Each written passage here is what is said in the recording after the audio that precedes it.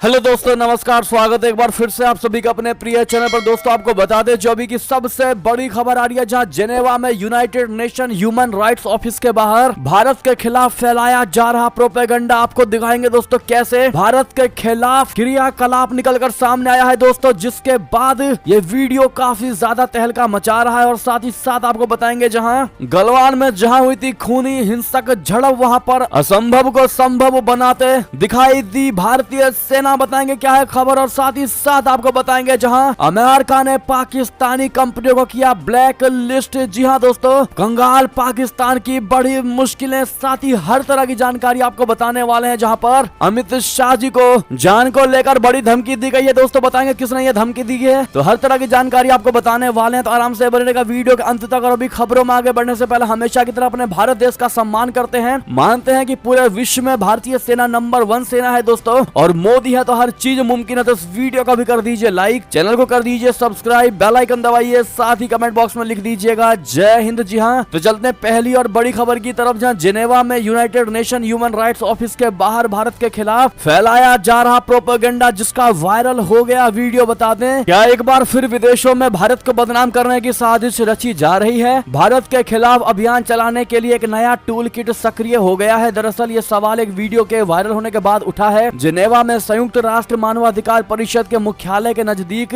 भारत के खिलाफ एजेंडा फैलाया जा रहा है। वायरल वीडियो में देखा जा सकता है कि सड़क किनारे कई पोस्टर और बैनर लगाए गए हैं। इस पोस्टरों पर भारत विरोधी कंटेंट व नारे लिखे हैं। इस वीडियो को वहां रह रहे एक भारतीय छात्र के द्वारा बनाया गया है। इस वीडियो में दिख रहे एक पोस्टर पर लिखा गया है कि भारत में महिलाओं के साथ गुलामों की तरह व्यवहार किया जाता है। वहीं दोस्तों अन्य पोस्टर पर लिखा है कि भारत में बाल विवाह हो रहे हैं, जिससे भारत में बच्चों के अधिकारों का हनन हो रहा है। इसके अलावा एक पोस्टर पर लिखा गया है कि भारत में ईसाइयों के खिलाफ सरकारों द्वारा समर्थित आतंक का सामना करना पड़ रहा है। और एक अन्य पोस्टर पर लिखा है कि भारत में अल्पसंख्यकों को मॉब लिंचिंग करके मारा जा रहा है। ऐसे में सबसे बड़ा सवाल दोस्तों यही है कि क्या फिर से सक्रिय हो गया है टूल किट गैंग, और अगर ऐसा है तो कौन है इसके पीछे। इस वीडियो के वायरल होने के बाद लोग सोशल मीडिया पर सवाल पूछ रहे हैं कि क्या एक बार फिर से भारत को बदनाम करने की साजिश रची जा रही है। क्या भारत को बदनाम करने के लिए फिर से कोई टूल किट सक्रिय हो गया है, या फिर ये आगामी लोकसभा चुनाव 2024 के लिए कोई सबसे नई और सबसे बड़ी साजिश है। बहरहाल दोस्तों हम और आप और जो भारत को अच्छे तरीके से जानता है दोस्तों, उन सबको पता है कि जितनी भी बातें इस पोस्टर में लिखी गई हैं एक भी सत्य नहीं है दोस्तों, बकायदा इनसे उल्टा ही है भारत में। क्योंकि भारत ने हमेशा एक एक तबके के लिए जिया है दोस्तों, और हर किसी का भारत ने विकास किया है, ना कि किसी एक स्पेसिफिक लोगों का। बहरहाल आपकी जो भी इस पर निजी राय हो,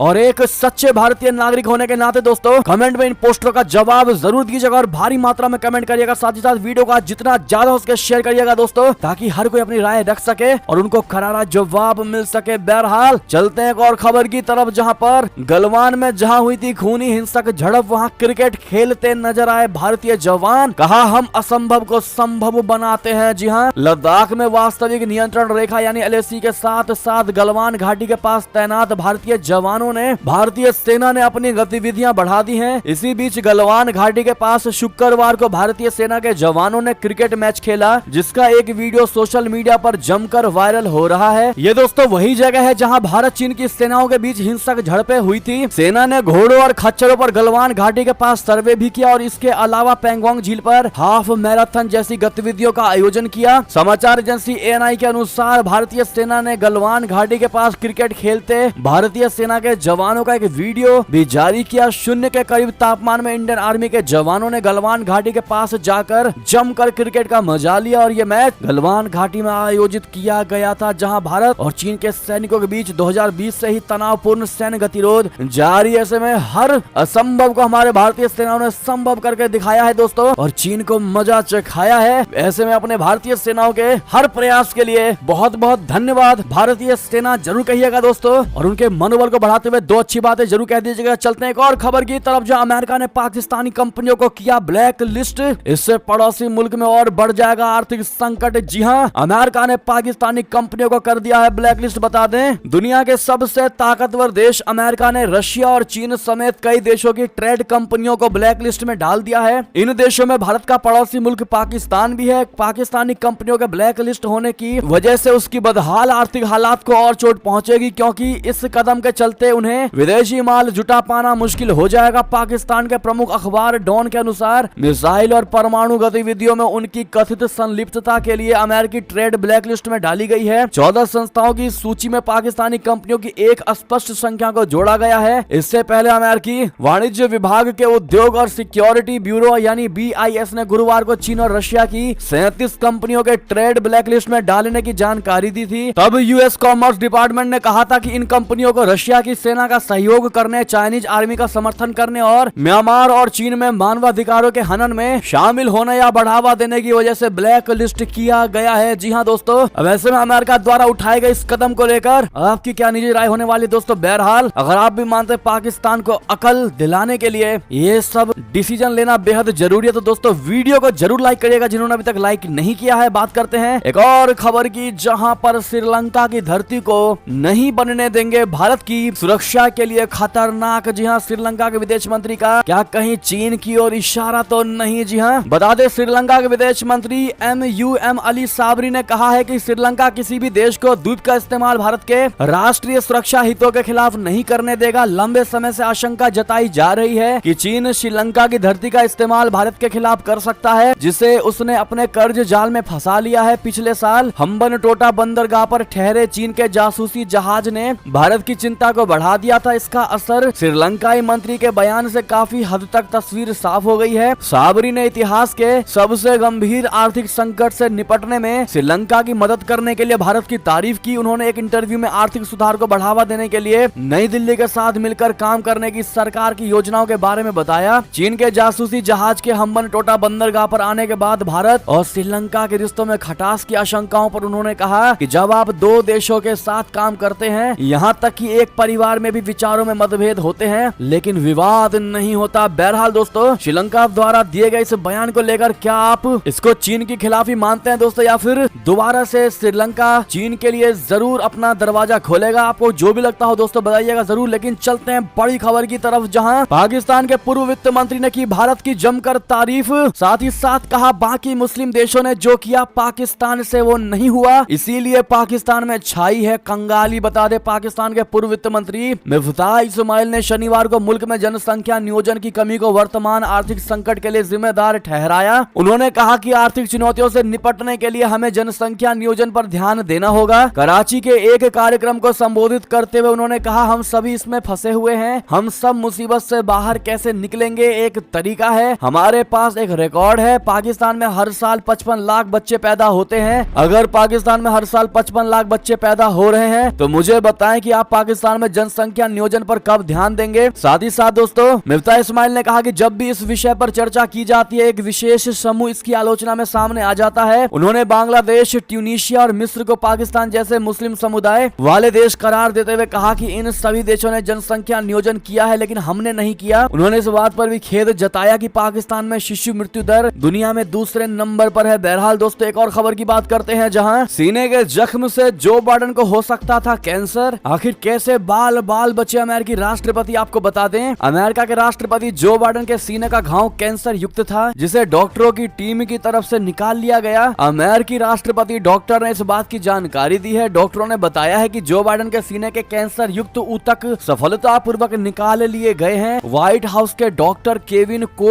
ऑर्नर ने बताया कि जो बाइडेन की शारीरिक जांच के दौरान 16 फरवरी को उनके घाव निकाल लिया गया था। डॉक्टरों ने बताया कि अब अमेरिकी राष्ट्रपति अपने काम और अपनी जिम्मेदारियों को निभाने के लिए पूरी तरह स्वस्थ हैं। चलते हैं दोस्तों एक और खबर की तरफ, जहां पुतिन के सामने अमेरिकी धमकी भी हुई पस्त। यूक्रेन के एक और शहर पर कब्जा करने के करीब पहुंच गया रशिया। जी हां, अमेरिका के राष्ट्रपति जो बाइडेन ने हाल ही में युद्धग्रस्त यूक्रेन की यात्रा की थी। इस दौरान वो जेलेंस्की के साथ कीव की सड़कों पर टहलते नजर आए। अपने इस कदम से उन्होंने एक तरह से रशिया को संदेश देने की कोशिश की। हालांकि अमेरिकी धमकियों का रूसी राष्ट्रपति व्लादिमीर पुतिन पर खास असर नहीं हो रहा है। रूसी सेना यूक्रेन के एक और शहर बखमुत पर कब्जा करने के काफी करीब पहुंच चुकी है। इससे पहले भी पुतिन के लड़ाकों ने कई शहरों पर कब्जा कर लिया था। जी हां, रूसी सैनिकों ने शुक्रवार को यूक्रेन के शहर बखमुत पर कब्जा करने के लिए तोपों की बारिश की और इसके साथ भी मॉस्को अपनी पहली बड़ी जीत के करीब पहुंच गया है। रशिया की वैगनर निजी सेना के प्रमुख ने कहा कि ये शहर 7 महीने से चल रहे हमलों में खंडर हो गया है। बढ़ते हैं दोस्तों एक और खबर की तरफ, जहां भारत ने पाकिस्तान को धोया। विश्व बिरादरी के सामने बोली भारतीय राजनयिक सीमा पुजानी। कहा कश्मीर हमारा था, है और रहेगा साथ ही साथ भारत ने UNHRC में दिखाया अपना रौद्र का रूप और क्लियर कह दिया कि दुनिया भर में हजारों मौतों के लिए सिर्फ और सिर्फ पाकिस्तान ही जिम्मेदार। जी हाँ, संयुक्त राष्ट्र मानवाधिकार परिषद में कश्मीर राग अलापने पर भारत ने पाकिस्तान को रौद्र रूप दिखाया है। भारत ने कहा कि पाकिस्तान में आतंकवाद का बोलबाला है और दुनिया भर में हुई हजारों मौतों के लिए अकेला वही जिम्मेदार है। UNHRC में भारत की प्रतिनिधि सीमा पुजानी ने कहा कि कोई भी धार्मिक अल्पसंख्यक आज पाकिस्तान में स्वतंत्र रूप से नहीं रह सकता है और न ही अपने धर्म का पालन कर सकता है। दुनिया भर में हजारों नागरिकों की मौतों के लिए पाकिस्तान की नीतियां सीधे तौर पर जिम्मेदार हैं। धार्मिक अल्पसंख्यकों और आतंकवाद के मुद्दों पर भारत ने पाकिस्तान की खिंचाई करना शुरू किया तो उसकी बोलती बंद हो गई। संयुक्त राष्ट्र में पाकिस्तान की विदेश मंत्री हिना रब्बानी खार ने कहा था कि राजनीतिक लाभ के लिए भारत की हिंदुत्ववादी सरकार ने कश्मीरी लोगों की जिंदगी को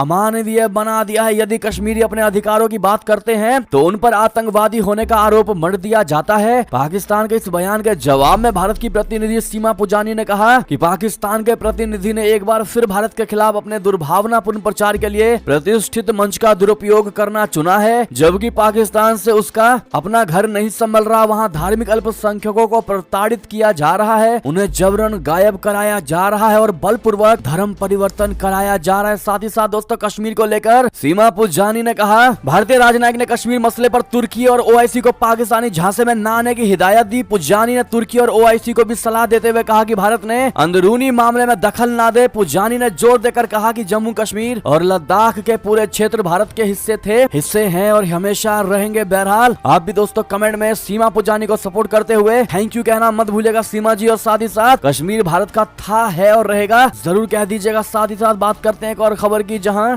UAE और सऊदी अरब में बढ़ता जा रहा तनाव आखिर क्यों एक दूसरे को नजरअंदाज कर रहे हैं ये दोनों देश। बता दे, सऊदी अरबिया और संयुक्त अरब अमीरात यानी UAE के बीच इन दिनों संबंध ठीक नहीं चल रहे। दोनों देशों के राष्ट्रीय अध्यक्ष एक दूसरे का सामना करने से बच रहे हैं। अबू धाबी में इस साल जनवरी में खाड़ी देशों के नेताओं का शिखर सम्मेलन हुआ था। इसमें मध्य पूर्व के लगभग सभी बड़े नेता पहुंचे थे, लेकिन सऊदी अरबिया के क्राउन प्रिंस मोहम्मद बिन सलमान इस कार्यक्रम में नदारत रहे। तो वहीं फरवरी में सऊदी अरब की राजधानी रियाद में चीन अरब शिखर सम्मेलन का आयोजन किया गया और इस सम्मेलन में UAE के राष्ट्रपति शेख मोहम्मद बिन जायद अल नहयान नहीं गए, लेकिन कभी घनिष्ठ मित्र रहे ये दोनों देश आज क्यों प्रतिस्पर्धा कर रहे हैं। बता दें कि अभी भी औपचारिक रूप से सहयोगी सऊदी अरब और UAE विदेशी निवेश और वैश्विक तेल बाजारों में प्रभाव के लिए प्रतिस्पर्धा में लगे हैं। यानी दोनों देशों के बीच पैदा हुई इस दरार का कारण पैसा और शक्ति है। साथ ही यमन युद्ध को लेकर भी दोनों देशों की अलग अलग राय है। जी हाँ, UAE मध्य पूर्व में यमन संकट पर विराम चाहता है, जबकि सऊदी अरबिया यमन पर हमले जारी रखने का पक्षधर है। बहरहाल दोस्तों, इन्फॉर्मेशन अच्छी लग रही हो तो वीडियो को लाइक करना मत भूलिएगा। बात करते हैं एक और खबर की, जहां अमेरिका और जर्मनी ने किया यूक्रेन युद्ध समस्या सुलझाने का दावा। जो बाइडेन और शोल्ज की घंटों तक चली बैठक। जी हां, अमेरिका और जर्मनी ने यूक्रेन युद्ध समेत अन्य वैश्विक समस्याओं को सुलझा लेने का दावा किया है। यूक्रेन पर हमले के विरुद्ध रशिया पर दबाव बनाए रखने के लिए अमेरिका के राष्ट्रपति जो बाइडेन और जर्मनी के चांसलर ओलाफ शोल्ज द्वारा अत्यंत गहनता से और मिलकर काम करने की घोषणा की गई है। इसके बाद दोनों नेताओं ने अमेरिकी राष्ट्रपति को औपचारिक कार्यालय ओवल ऑफिस में शुक्रवार को 1 घंटे से अधिक समय तक बैठकें की और एक प्रशासनिक अधिकारी ने अपना नाम गोपनीय रखने की शर्त पर बताया कि इस बैठक में केवल जो बाइडेन और शोल्ज शामिल हुए तथा उनके शीर्ष सलाहकारों को भी इसमें शामिल नहीं किया गया। बैठक समाप्त होने के बाद जो बाइडेन और शोल्ज बाहर आए और अमेरिकी राष्ट्रपति ने मजाकिया अंदाज में कहा कि दोनों नेताओं ने दुनिया की भी सभी समस्याएं खुद ही सुलझा ली हैं। साथ ही साथ दोस्तों बढ़ते हैं एक और खबर की तरफ, जहां ऑस्ट्रेलिया में फिर निशाना बना हिंदू मंदिर। खालिस्तान समर्थकों ने की तोड़ फोड़। जी हां, ऑस्ट्रेलिया में खालिस्तान समर्थकों ने एक बार फिर हिंदू मंदिर को निशाना बनाया है। बता दें कि शनिवार को ब्रिस्बेन के मशहूर श्री लक्ष्मी नारायण मंदिर में खालिस्तान समर्थकों ने तोड़फोड़ की। मंदिर के अध्यक्ष सतिंदर शुक्ला ने स्थानीय मीडिया से बात करते हुए बताया कि सुबह के समय श्रद्धालु मंदिर में पूजा पाठ करने के लिए पहुंचे थे। इसी दौरान उन्होंने देखा कि मंदिर की दीवार को क्षतिग्रस्त कर दिया गया। हिंदू ह्यूमन राइट्स की निदेशक सारा गेट्स का कहना है कि सिख फॉर जस्टिस की की तर्ज पर इस घृणा अपराध को अंजाम दिया गया है और ये ऑस्ट्रेलिया में रह रहे हिंदुओं को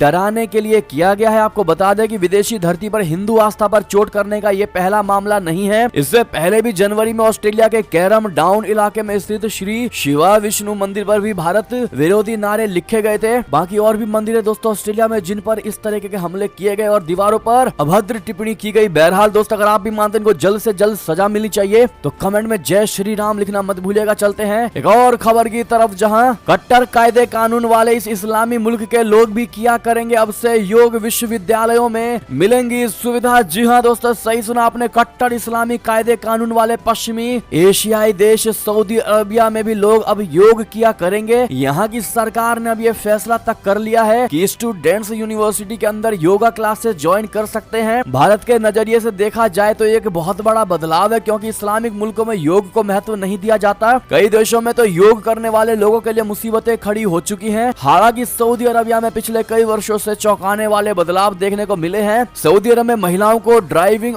के अधिकार भी मिल गए हैं और नियमों में ये ढील भी दे दी गई है कि अब यहाँ सेलिब्रिटी शादी से पहले अपने पार्टनर के साथ वक्त बिता सकेंगे। चलते हैं एक और बड़ी खबर की तरफ, जहाँ बाजवा ने पीठ में घोंपा छुरा, मुनीर भी कर रहे दुश्मनों जैसा बर्ताव। इमरान खान का पाकिस्तानी सेना पर चुन चुन कर वार। जी हां, पाकिस्तान के पूर्व प्रधानमंत्री इमरान खान ने एक बार फिर से पाकिस्तानी सेना पर चुन चुन कर वार किया। उन्होंने पाकिस्तानी सेना के पूर्व प्रमुख कमर जावेद बाजवा को लेकर कहा कि उन्होंने पीठ में छुरा घोंपा। इमरान खान ने मौजूदा सेना प्रमुख को भी नहीं बख्शा। इमरान खान ने कहा कि मौजूदा सेना प्रमुख आसिम मुनीर भी उनके साथ दुश्मन जैसा व्यवहार करते हैं। हालांकि इमरान खान ने शुक्रवार को कहा कि वो देश की भलाई के लिए सेना अध्यक्ष जनरल आसिम मुनीर से बात करने के लिए तैयार हैं। उन्होंने इस बात पर भी जोर दिया है कि उनका सेना प्रतिष्ठान के साथ कोई झगड़ा नहीं है। लाहौर में अपने जमान पार्क निवास पर पत्रकारों के साथ चर्चाएं में उन्होंने राजनीति सेना के साथ अपने संबंधों, सेवानिवृत्त सेना प्रमुख कमर जावेद बाजवा के साथ अपनी लड़ाई को लेकर खुलकर बातें की। इमरान ने कहा कि उन्हें यह महसूस हो रहा है कि पाकिस्तानी आर्मी चीफ आसिम मुनीर उनके साथ दुश्मनों जैसा व्यवहार कर रहे हैं। पीटीआई चीफ ने कहा कि सेना ये नहीं समझ रही है कि राजनीति क्या होती है। 3 मामलों में जमानत मिलने के बाद इमरान इस्लामाबाद से लौटे हैं। बात करें दोस्तों एक और खबर की, जहां चीन की चुनौती के बीच निक्की हेली ने कह दी ऐसी बात, ड्रैगन को लग गई होगी तगड़ी वाली मिर्ची। जी हां दोस्तों,